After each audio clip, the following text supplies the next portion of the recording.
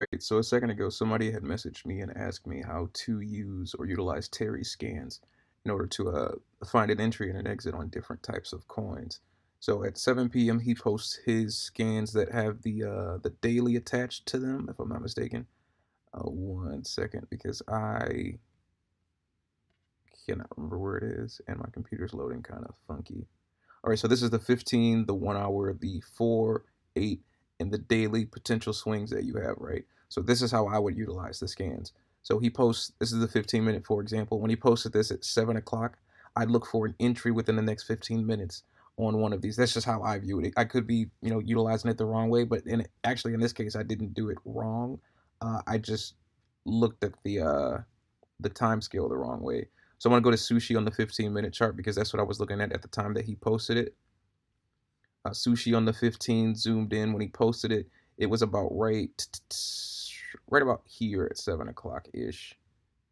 Yeah, let's say right about here. This was 7 o'clock, so that high at 7 o'clock was 485. He posted his scans. It actually dipped to this support right here, all the way down to 568.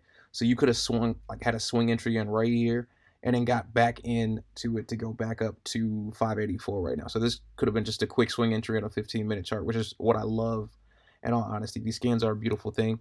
But let's go to a different time frame. He wants people to look at the bigger time frames, and I agree from some standpoint.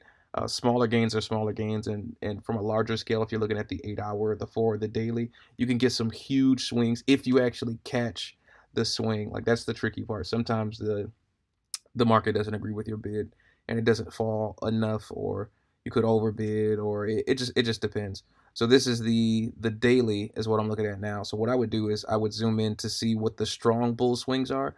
The bull swings are okay, but I look for the strong swings is what Terry taught me.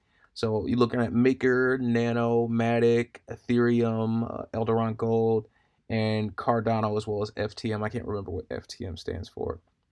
So I'm gonna look at, just because it's been a strong coin recently, I want to look at Maker on Binance US. Wow, Maker is a strong coin right now. Sheesh. And I'm gonna scroll out to, remember we're looking at the daily chart, so I actually want to use that resolution as well to see what's going on. Let me delete this. I'm not sure why it's here.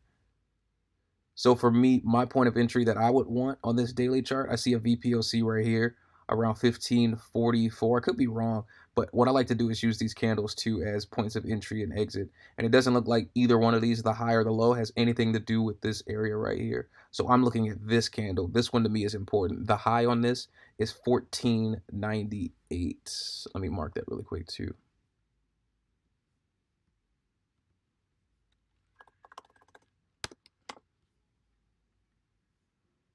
The high on this candle is 1498. That may be too low of a swing. I mean, I could be wrong too. Some of the dailies, if I turn on my moving averages, it might want to swing lower than that. But there's not anything going on right here really. There's some volume right here in this area in the 1300s, so it could swing anywhere between this candle's low and this candle's high. So between, let's say, between 1379 and 1498, which is a pretty big range in all honesty. But again, this is the daily swing that we're looking for. So the potential gains from this also could be, we could be looking at another all-time high. It could be going somewhere crazy afterwards.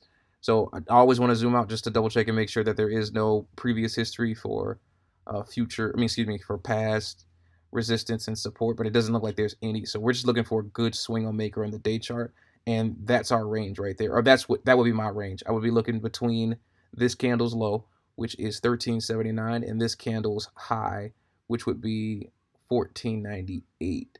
I still think that might be a little high. So another thing I like to do is to zoom in after that just to see what else is going on. And that was the one day. I'm gonna look at the 12-hour chart. Yes, I have a 12-hour chart. I have no idea why, but it's kind of useful. Okay, so I can see that 1498 is still got a pretty strong VPOC. Maker's been a strong coin, so it could bounce actually within this area, but I don't think that it will. I think it'll sink a little bit lower than that. So I would be looking for about 1450, somewhere in this area. I think is a safe zone for me personally. But that's how I use Terry scans. A lot of people may use them differently. Terry himself also, I cannot talk. Terry himself may also use his scans differently, more than likely. It's just how you interpret the information given to you and how he interprets it for you. Everybody may read it differently, but I I appreciate these scans as they are and how he interprets them.